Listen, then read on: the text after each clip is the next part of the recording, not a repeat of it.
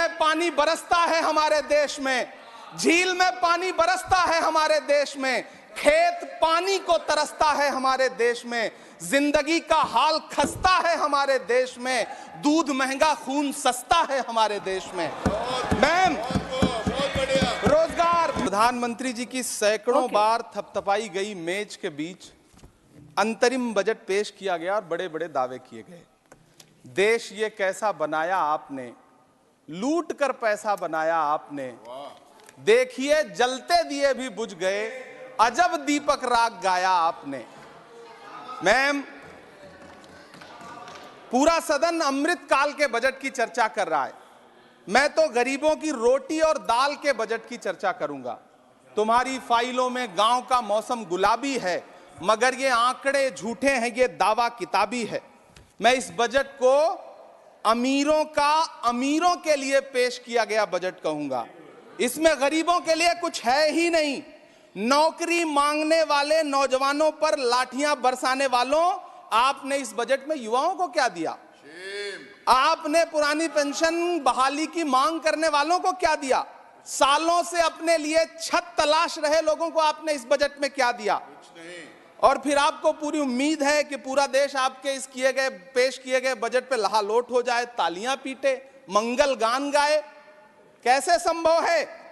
मैं सदन में खड़ा होकर के इस बजट पे चर्चा करते हुए कहना चाहता हूं कि इस बजट में फुटपाथ पर रहने वाले, छप्परों में रहने वाले, झुग्गियों में रहने वालों के लिए क्या है, उनके लिए क्या है जो प्रधानमंत्री के किए गए वायदों की बाट जोह रहे हैं। हर साल फरवरी की खूबसूरत सुबह और सजी हुई संसद से बरसते हुए झूठे वायदों की जवाबदेही कौन तय करेगा? कौन बताएगा कि 2022 में प्रधानमंत्री जी जो सबको पक्का मकान देने वाला वायदा किए थे उसका क्या हुआ? लोगों के सरों पर छत देने वाले प्रधानमंत्री जी के जुमलों से अलग उन्हें यह क्यों नहीं दिखता कि राज्यों में बैठे हुए उनके नुमाइंदे लोगों के सरों की छतें उजाड़ रहे हैं? उत्तर प्रदेश हो, असम हो, जम्मू कश्मीर हो, मध्य प्रदेश हो, भाजपा शासित राज्यों के बुलडोजर न सिर्फ लोगों के घरों को उजाड़ रहे हैं बल्कि कुचल रहे हैं लोकतंत्र को, संविधान को, अदालतों के मेयार को। मैम, मैं आंकड़ों की बाजीगरी से अलग हट करके इस बजट पर एक बात कहना चाहता हूं।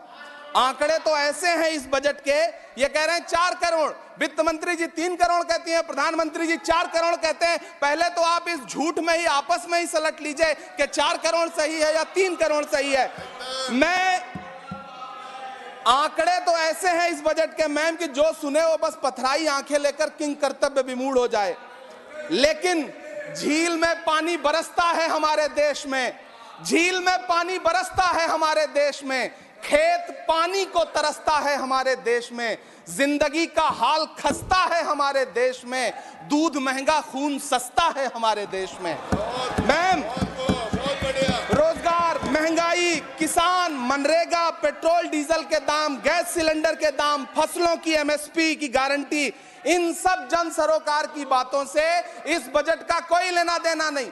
हमारे ट्रेजरी बेंच के साथी हंगामा कर रहे हैं। मैं तो कहना चाहता हूं मैम, वो एक बार इनके एक नेता एक गांव में गए और उन्होंने गांव में कहा कि गांव वालों आओ, मैं तुम्हारी समस्याएं समाप्त करना चाहता हूं। गांव वाले इकट्ठा हो गए। नेताजी ने गांव वालों से कहा बताओ तुम्हारी 2 समस्याएं बताओ, मैं दोनों समस्याओं का यहीं पे समाधान करूंगा। तो गांव वालों ने कहा साहब हमारी पहली समस्या है कि हमारे यहाँ कोई हॉस्पिटल नहीं है। तो नेताजी ने मोबाइल निकाला, कहीं फोन मिलाया और मिला के फोन पे पता नहीं क्या कुछ कहा कि यहाँ गांव में हॉस्पिटल नहीं है, हॉस्पिटल तुरंत, यहाँ हॉस्पिटल चाहिए। गांव वाले खुश हो गए कि 1 मिनट में यहाँ हॉस्पिटल आ रहा है। अगली समस्या के बारे में उन्होंने, नेताजी ने गांव वालों से कहा कि मैंने आपकी पहली समस्या समाप्त कर दी, दूसरी समस्या बताओ। तो गांव वालों ने कहा साहब इस गांव में कोई भी मोबाइल का नेटवर्क ही नहीं है। ये है इनके काम करने का तरीका, ये है झूठ बोलने का तरीका। इन्होंने वायदे किए बड़े बड़े, जो 10 साल के इनके वायदे हैं मैं उनके बारे में बात करूंगा। वायदों से ज्यादा इनके नारों पे बात करूंगा। पहला नारा था बहुत हुई महंगाई की मार, अब की बार मोदी सरकार। आइए इस नारे की समीक्षा करते हैं। पेट्रोल, डीजल, गैस, ये तो बड़ी बड़ी बातें हैं। आटा, चावल, दूध, दही, पनीर, छाछ, सब चीज पे जीएसटी। अरे ये फिल्में टैक्स फ्री करने वाले लोग कफन तक पर जीएसटी लगा रहे हैं और ये गरीबों की बात करते हैं। मैम, ये सरकार झूठ की सरकार है। ये सरकार के जितने दावे हैं सब खोखले हैं। आज प्रधानमंत्री जी कह रहे थे सबका साथ सबका विकास। ये कैसा सबका साथ सबका विकास है कि मौलाना आजाद नेशनल फेलोशिप आपने बंद कर दी, आपने माइनॉरिटी डिपार्टमेंट का बजट घटा दिया। आप कह रहे हैं सबका साथ सबका विकास। आप बात करते हैं बेटी बचाओ बेटी पढ़ाओ। हमारी आंखें हाथरस से लेके कठुआ से लेकर के और देश की जंतर मंतर की सड़क वो देख रहे हैं, जब हमारी ओलंपिक पदक लाने वाली बेटियों को प्रधानमंत्री की चौखट पे अपना मेडल रख देना पड़ रहा है। इससे शर्मनाक क्या हो सकता है। मैम, कृषि विकास दर जो 2014 में 4.6% थी, इस वर्ष गिरकर 1.8 कैसे हो गई? क्यों हर दिन 31 किसान आत्महत्या करने को मजबूर हैं? ये सरकार उन पर क्यों बात नहीं करती? कीमत तो बहुत बढ़ गई शहरों में धान की, लेकिन विदा ना हो सकी बेटी किसान की। मौका मिला तो लोगों ने कुर्सी के वास्ते तस्वीर ही बिगाड़ दी हिंदुस्तान की, और आज बड़ी बड़ी बातें कर रहे हैं। मैं यहां पर आपसे खड़ा होकर के मैं अंत में इतना कहना चाह रहा हूं कि वित्त मंत्री जी ने बजट में ट्रेनों के डिब्बे को वंदे भारत कोच में बदलने का एक प्रस्ताव रखा अपने भाषण में। ठीक है, ये सुनने में कानों को बहुत अच्छा लगता है, लेकिन मैम, ये सरकार ट्रेनों की सुरक्षा के बुनियादी मुद्दों पर एक शब्द नहीं बोलना चाहती। बालासोर हादसे में घायल हुए लोगों की चिता की राख अभी तक ठंडी नहीं हुई है। वंदे भारत के वीडियो पोस्ट करने वाली ये सरकार कभी भारत की जनरल डिब्बों की, रेलवे के स्लीपर क्लास डिब्बों की वीडियो अगर पोस्ट करे ट्विटर पे तब समझ में आए। बिहार से, इलाहाबाद से, लखनऊ से दिल्ली आने वाली, मुंबई जाने वाली ट्रेनें देख लीजिए, उनकी हालत देख लीजिए, तो आपको लगेगा कि ये वही ट्रेनें हैं। आज स्थिति ये है कि रेलवे स्टेशन तो छोड़िए, रनवे पर खाना खिला रही हैं आपकी प्राइवेट एयरलाइंस। अभी आपने जुर्माना लगाया है, नोटिस दिया है एक एयरलाइंस को। यह स्थिति आपने करके रख दी है ट्रेनों की, एयरलाइंस की। ऐसे में मैम, कागजों पर तो आप कितना भी वंदे भारत और बुलेट ट्रेन सर पर दौड़ा लीजिए, लेकिन असल में भारत की ट्रेनों की डिब्बों की सवारियों की हालत देखने लायक है। अगर सरकार खुली आंखों से उसे देखना चाहे तो देखे और उनकी स्थिति सुधारे। आज प्रधानमंत्री जी ने अपने भाषण में यहां खड़े होकर कई बार न्यू मिडिल क्लास की बड़ी चर्चा की, न्यू मिडिल क्लास जनरेट करेंगे।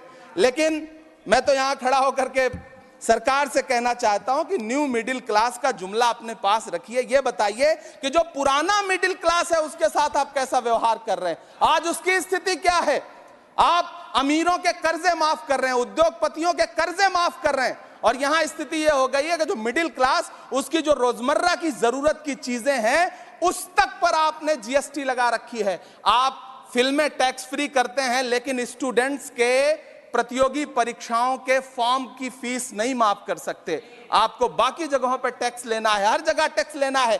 मिडिल क्लास से आपका कोई रिश्ता नहीं। मिडिल क्लास तो आपसे कह रहा है कि मोहब्बत, भाईचारे के दीवाने दिन ही लौटा दो, वो सस्ती दाल सब्जी के सुहाने दिन ही लौटा दो। ये अच्छे दिन तो अंबानी अडानी को मुबारक हो, हमें ऐसा करो साहब, पुराने दिन ही लौटा दो। वो पुराने दिन जो बहुत अच्छे थे, वो पुराने दिन जहां लोग एक दूसरे से मिलजुल करके रहते थे। मैम, इलाहाबाद, दिल्ली, कोटा जैसे शहरों में छोटे छोटे कमरों में अभावों के साथ पढ़ाई कर रहे युवा किताबों के साथ गल चुके हैं। उनके हिस्से अधेड़ अवस्था तो आई है, लेकिन नौकरी और रोजगार नहीं आया।